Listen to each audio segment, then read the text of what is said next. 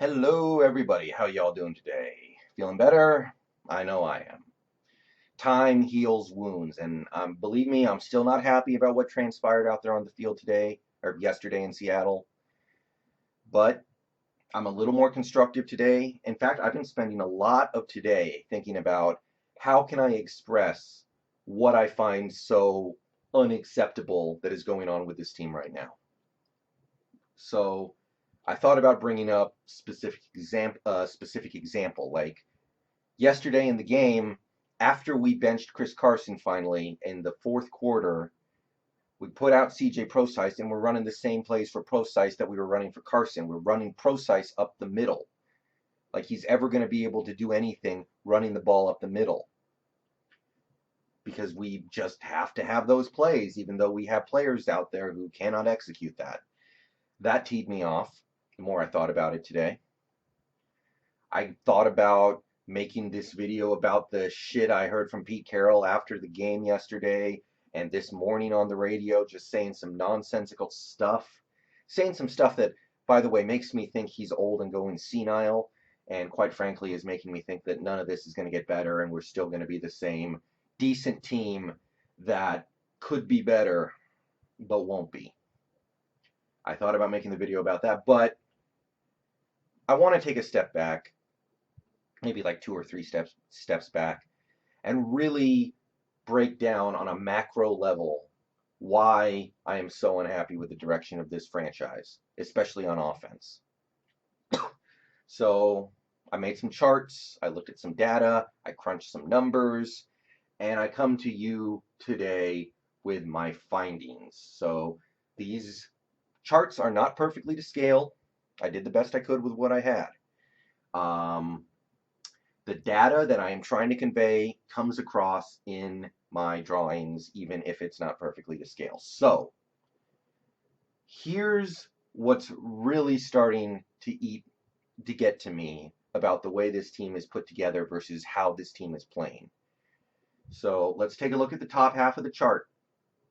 My first chart up here, this pie graph, what we have here is how we are allocating all the money that we are spending on crucial offensive players. By my count, I put 15 here.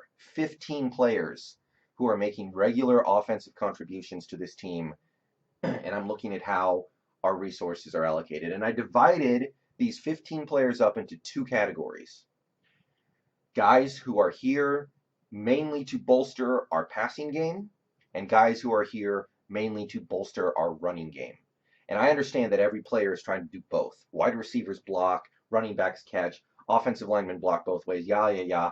But, excuse me, everybody knows that these people were brought in here primarily to improve one area or the other, with the rare exception of one player who I'll get to by the end of this segment.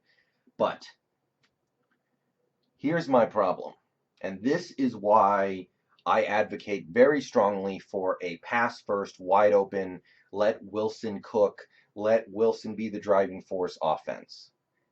It's because of the way this team was put together.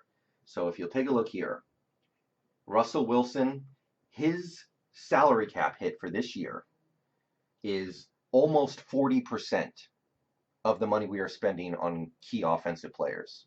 Almost 40%. He is making more money almost than these 7 players who I listed as primary running game contributors combined. He is making more money than every offensive lineman except for Dwayne Brown and both running backs combined. Because we just gave him that big extension, because we extended him for a big money contract 4 years ago. We chose to give him all that money. We chose to make that investment. Dwayne Brown, we traded for him and we gave him that extension because we wanted a good left tackle to protect Russell Wilson's blind side. We wanted at least one guy up front who could pass block really well. And he's mostly lived up to it, I gotta say. I'm pretty happy with Dwayne Brown. I've always been a fan of his. I'll go to bat for him even now as he's been playing, just okay to start the season. but he's making 11 million this year that we invested in him. We chose to do that. Tyler Lockett, we extended him last year. Hell of a contract, by the way. Huge steal, as it turns out, and I was kind of afraid of that contract when we signed it. He's making like 7.4 million this year. Another significant piece of the cap we are spending on offensive players. And then this last little slice right here goes to the role players who are also part of the passing game. Jaron Brown, Nick Vannett, DK Metcalf, David Moore, and Malik Turner. Those guys are all represented here with this tiny little slice. I think it's clear that these 8 players are here primarily to improve our passing game. They account for almost 70% of the cap. The remaining 7 players, who by my count are regular contributors to this offense, make the remaining 30.5%. Justin Britt, who does have a big money contract, and then everyone else is just making scraps. Fant, Affetti, Upati, Penny, Fluker, Carson. They're just taking what they're. Some of them are on rookie contracts. Some of them are on cheap free agent contracts. Whatever the case may be, they're all just kind of, hoping that their next contract is the big one for the most part, except for maybe Upati. But this is how we allocated resources. We spent the big money on the quarterback. We spent the big money on the left tackle, the wide receiver, and the center. Those are the key pieces of this offense. And most of those pieces, they're here to motivate the passing game, especially the quarterback. I mean, the quarterback by himself the conversation could almost end just by talking about the money that Wilson is making. But you include everything else and it becomes clear. This team has been spending money to make the passing game go. So why are we trying to be a run-first team? Why? That is what drives me crazy. That's why I talk about it so much. That's why I believe that the team is not being managed properly, not being coached properly. We're not looking at things the right way, and we get the results that we get, which is through 3 games, we've been decent on offense. I don't understand how anybody could look at this monetary distribution and come to any conclusion other than this team should be passing the ball more because that's where we've made our investments in. I mean, if you look at some of the guys that we have as key contributors to the running game, guys like Upati, who was basically on the bargain bin, bottom of the bargain bin pretty much. Fluker, nobody wanted him either. We signed him for a 1-year deal. He proved some stuff. He played well. Came back this year. He was in free agency. Anybody could have taken him. Nobody wanted him. I'm not saying Fluker's a bad player. I'm saying he's not a great player. He's not somebody who should be the reason why you're winning or losing games. He's just a guy. I know we like him because he has an attitude and he runs people over, and I appreciate the stuff he does. But there's a reason why we got him for a $2 million cap hit this year, I think. So this is a problem, and I want to throw this out there too. This is important. I did not include Ed Dickson or Will Dissly here. I didn't include Ed Dickson because he's hurt, and I don't know if he's going to play this year, but we brought him in to be part of this passing game. And I also didn't include Will Dissly because I really think Will Dissly was brought in to contribute to both equally. The running game, he was going to be the blocker. Passing game, he was going to be a pass blocker. I think he was brought in to do both equally. It just turns out that he's actually far more useful for the passing game because he's a better pass catcher than just about anybody expected. But if you threw those guys in, you'd probably get to about 72 or 73%. I'm guessing there are not very many teams in the NFL that are that slanted to one side when it comes to spending.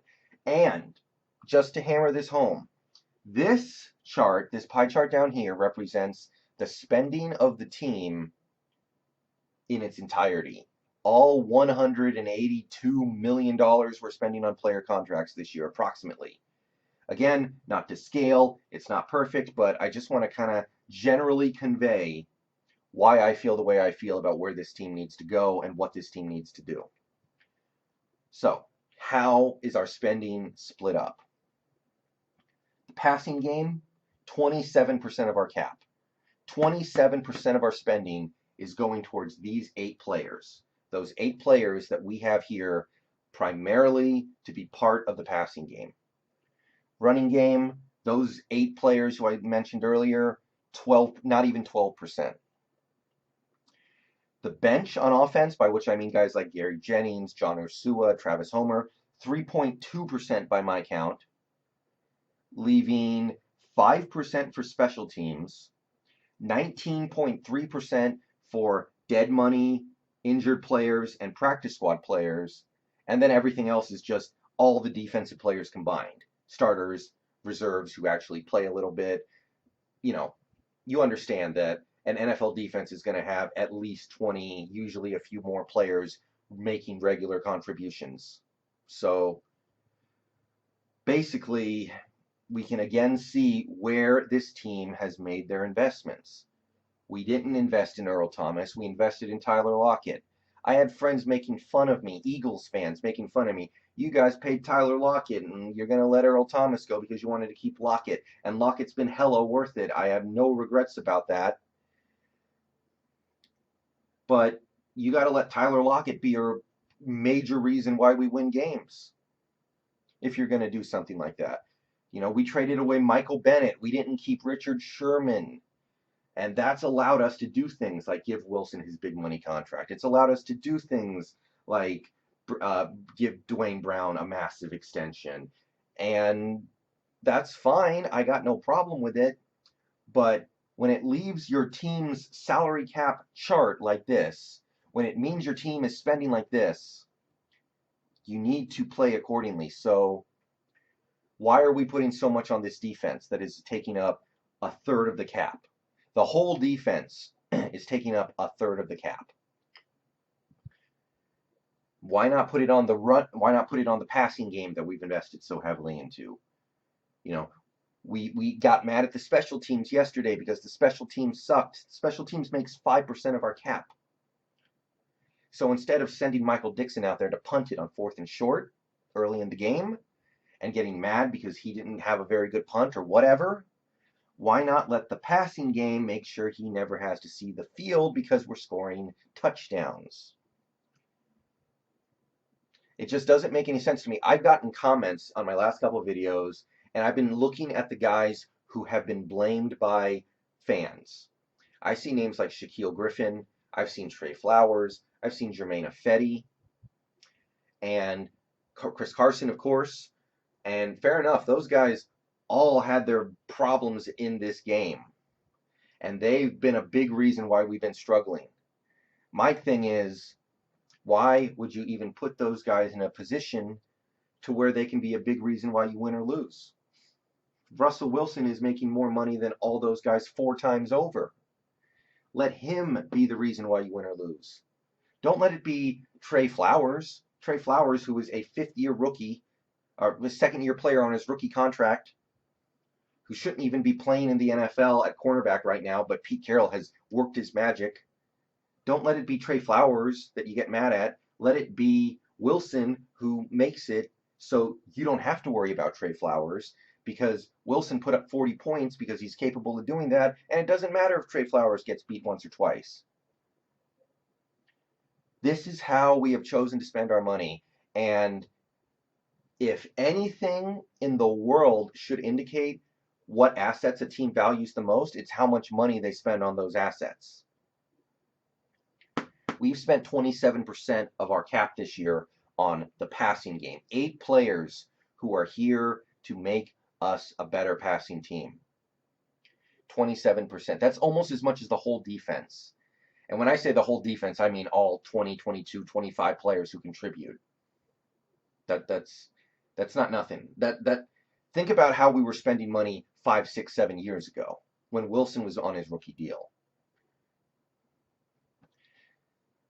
Got to turn the game over to the passing game. It's that simple. If we do not make this team about the passing game, then why the hell did we give Wilson all that money? Because Case Keenum can hand the ball off fine. Joe Flacco can hand the ball off fine. Hell, Geno Smith, already on the roster, can hand the ball off just fine. You should have gotten one of those guys, traded Wilson, and spent your money differently. You should have brought in some elite run blocking offensive linemen, and you could have made the whole team about the running game, and I would have kind of understood it. I would have hated it, but at least that makes sense. This makes no sense. And that's why I get frustrated with this offense. That's why I get frustrated with Carolyn Schottenheimer.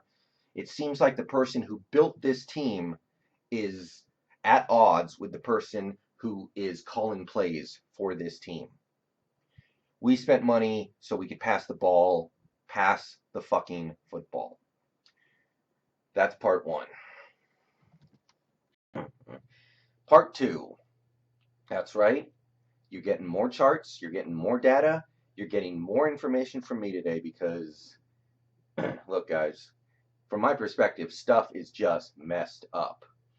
And I really want to take this video and as many videos as I need to explain to you guys what I don't like. Because if I'm doing anything with this YouTube channel that I have, if I'm accomplishing anything, I want it to be really breaking down what I think my team is doing wrong or right. If I'm not doing that, then why am I making YouTube videos, right?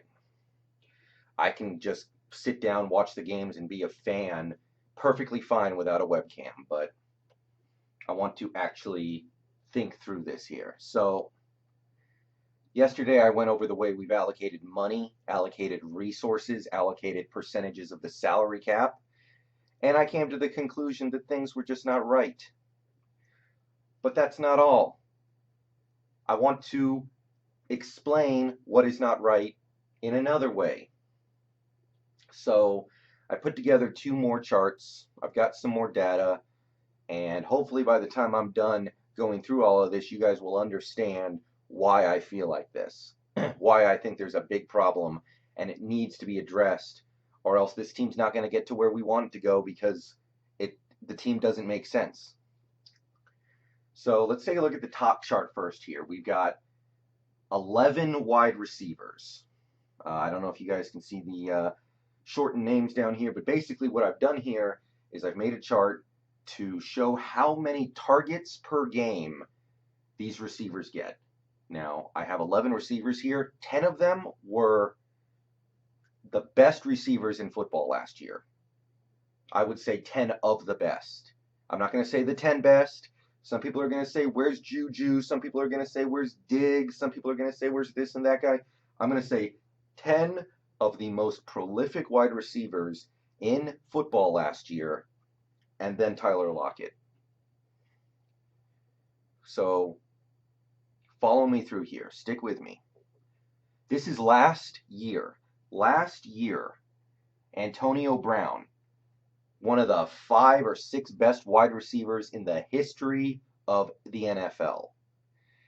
In the peak of his powers, Pro Bowler, All-Pro, best receiver in the game, and it's not close. He's been that for the last 4 or 5 years. Last year, he was as good as he usually is. The Pittsburgh Steelers targeted him an average of 11 times a game, more than 11, like almost 11 and a half. Devontae Adams of the Green Bay Packers, same, 11 and a half targets per game almost. Julio Jones of the Atlanta Falcons, he comes in right underneath 11. He's at about 10 and a half targets per game. DeAndre Hopkins, Nuke. I don't know where he got that nickname from. I love it, Nuck. But Nuck of the Houston Texans, he's just above 10 targets per game. They feed him the ball. All these guys, they're getting fed the ball 2-3 times a quarter.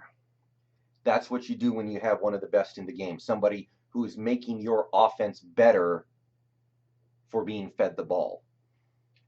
Mike Evans of the Tampa Bay Buccaneers, just over 8 per game, like 8.5 targets per game. OBJ, Odell Beckham Jr. last year of the Giants, right around 10 targets per game. They went to him a lot, early and often. Tyreek Hill of the Kansas City Chiefs, he comes in just above 8, little shy of maybe 8.5 targets per game approximately. Michael Thomas of the New Orleans Saints, who we just saw come into Seattle and be part of that butt whooping a couple days ago. They throw to him about 9 times a game. Adam Thielen, the great white hope over in Minnesota, he gets targeted just under 10 times a game. They feed him. And T.Y. Hilton, he's a deep threat. He's somebody who can take, a pass over the top and go 40, 50, 60 yards. He does it several times a season. Even though he is a big play receiver, they still target him over 8 times a game. Right about 8.5. So those were the 10 guys last year who stuck out to me as the 10 best receivers in football. And all of them were targeted somewhere between 8.5 to 11.5 times a game. And now over here on the end, we got Tyler Lockett. 4.4. 4.5, basically. So he obviously doesn't belong with these guys, right? I mean, they're not throwing it to him very much. How good can he be? They obviously don't. He's not as effective, That makes sense, right?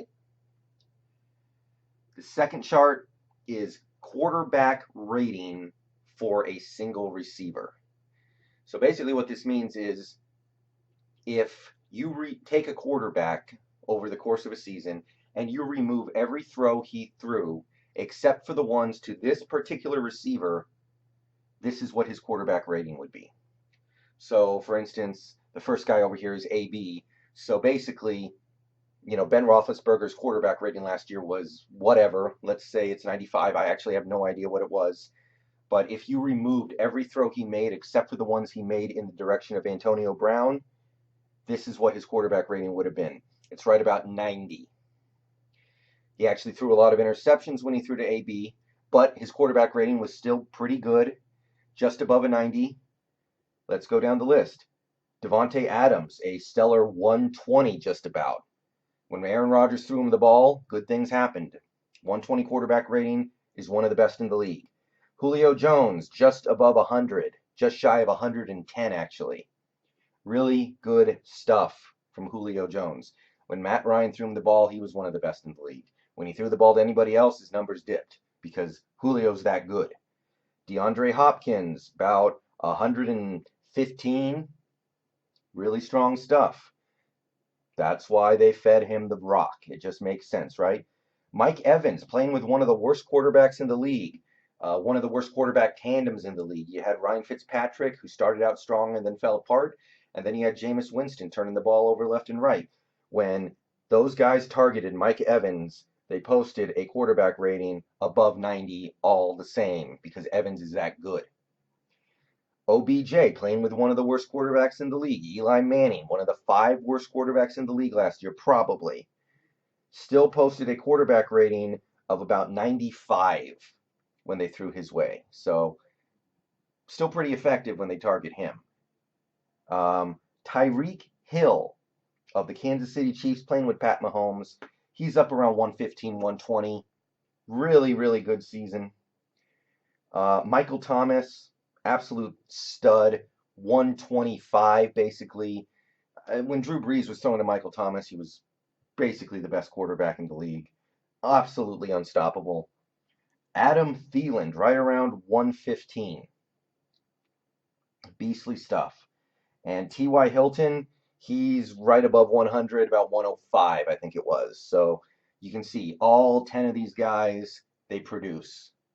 But Tyler Lockett obviously isn't up there with those guys, right? I mean, it just wouldn't make any sense if he's up there with those guys. Oh, he breaks the scale.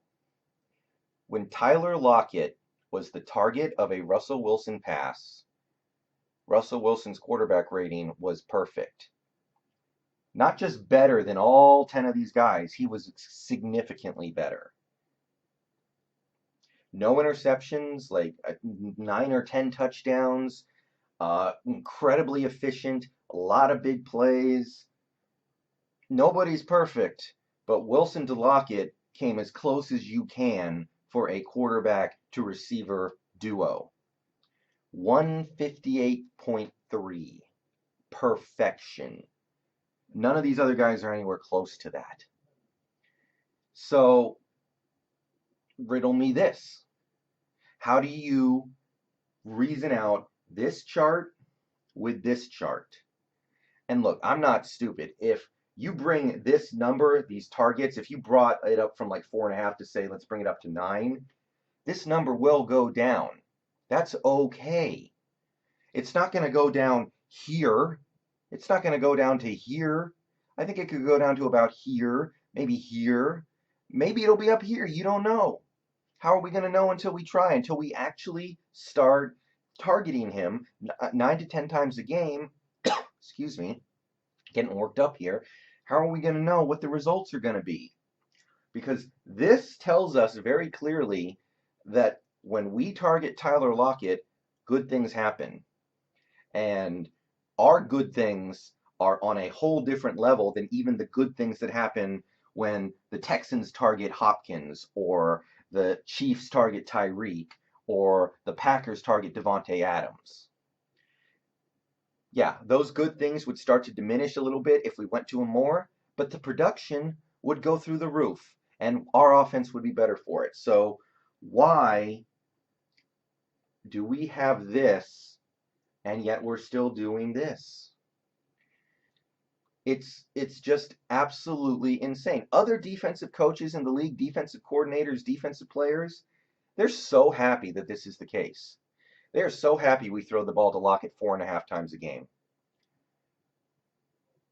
That's the truth. I mean, don't you think that other teams in the league who play the Falcons wish they would only throw the ball to Julio Jones 4.5 times a game? Don't you think they would just love it if suddenly, instead of throwing him the ball 10 times, it was suddenly 4? You don't think those defenses would play better, produce better, and get the job done more often because they don't have to worry about that man beast catching the ball 9, 10 times a game? And I'm not saying Lockett is as good as these guys. I'm saying we don't know if he can produce on the same level as those guys because we don't target him enough. This is highly, highly unacceptable, guys. No running game in the history of the NFL can be anywhere close to as efficient and productive as we could have been with 5 more targets per game for Tyler Lockett.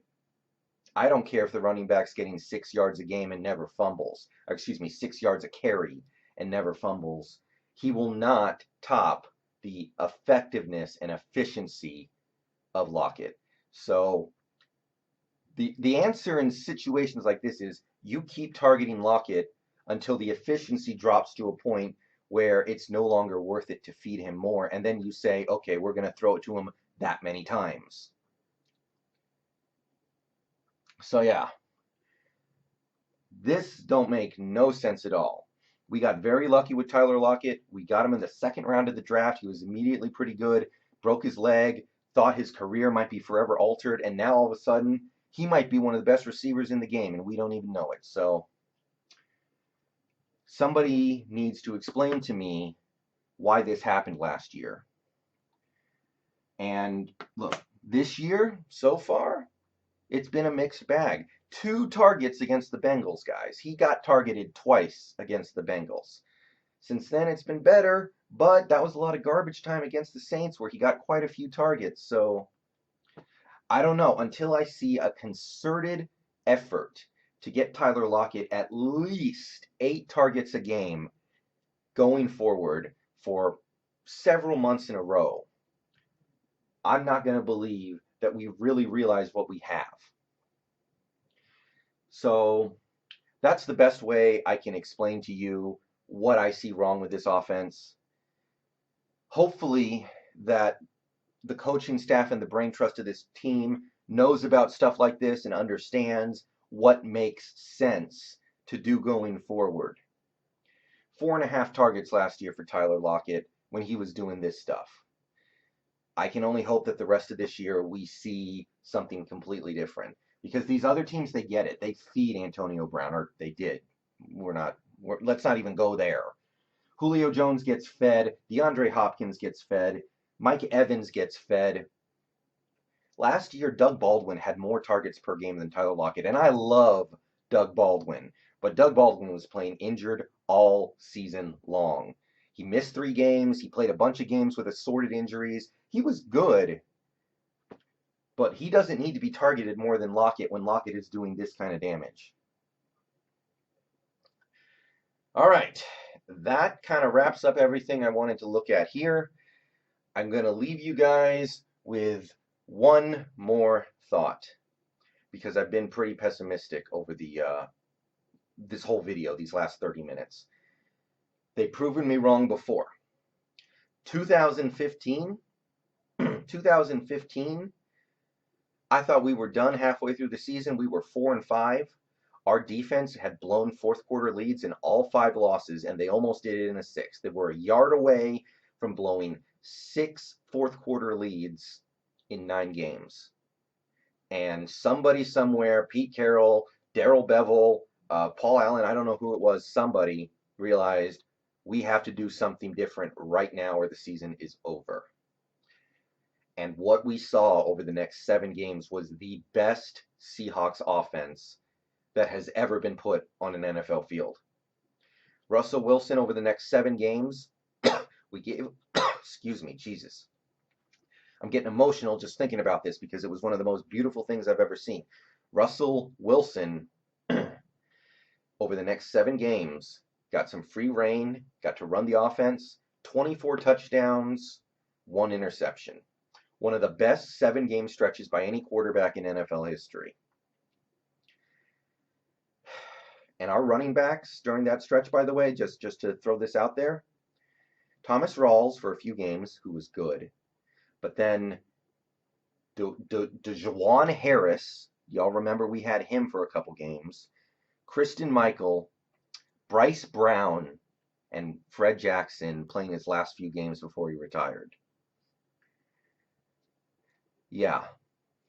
So if you think this team, this quarterback, this offense cannot go without having a run up the gut power running game, just remember that the best football Russell Wilson ever played came with those guys at running back. I think all those guys are out of the league right now. And I'm going to leave you with one more thought. I was kind of curious about these stats myself, so I looked it up. So in 2018, last year, I'm going to go ahead and present this, and y'all can derive from it whatever you want to derive. There are many ways to interpret data, but I'll tell you what I've come up with here. In 2018, Chris Carson had X number of rushing attempts throughout the season, and he had a good season. I think all Seahawks fans were happy with Chris Carson last year. He was playing good football. We couldn't have asked for much more from a running back. 4.7 yards per carry. Pretty solid.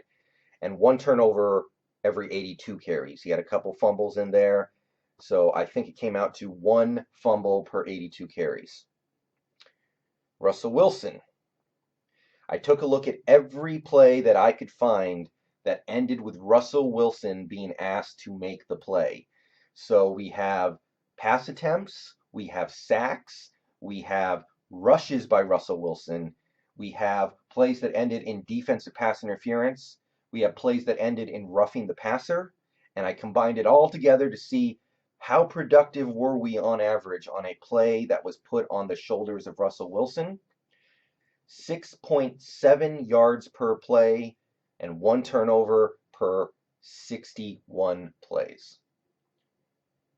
And what you come out with at the end is that Wilson on average, the average Wilson play is almost 43% more effective in terms of gaining yards, and we get about 34% more turnovers. So y'all can interpret that however you want to, but I just kind of want to really draw emphasis to the fact that when I'm talking about let Wilson cook, let Wilson run the offense, let Wilson be the driving force in the first quarter and the second quarter, let him come out slinging the rock from the very first drive. I'm just talking about math. I'm talking about what is more efficient, what is more effective. And by the way, this is last year. This year, Chris Carson's yards per carry is like 3-point garbage. 3.6, 3.7.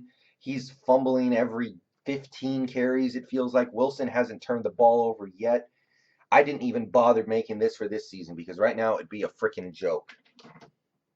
I mean, small sample sizes and all that, but I just wanted to really emphasize what I am seeing with what this offense is and what this offense could be.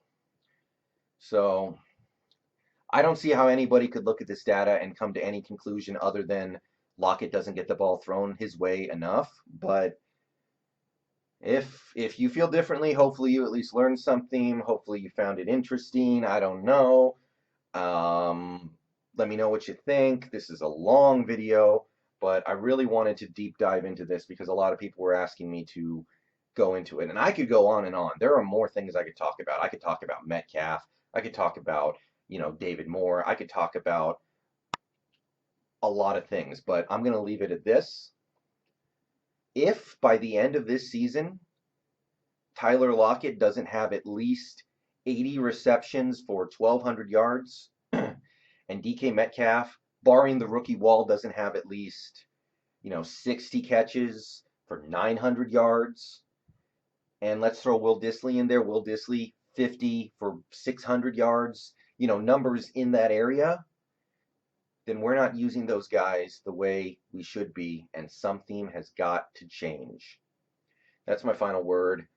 I'll be making a video before the Arizona game. We're going to talk about what we need to talk about. I might do a live stream between then. I don't know, but go Hawks. Do things the right way. See you guys later.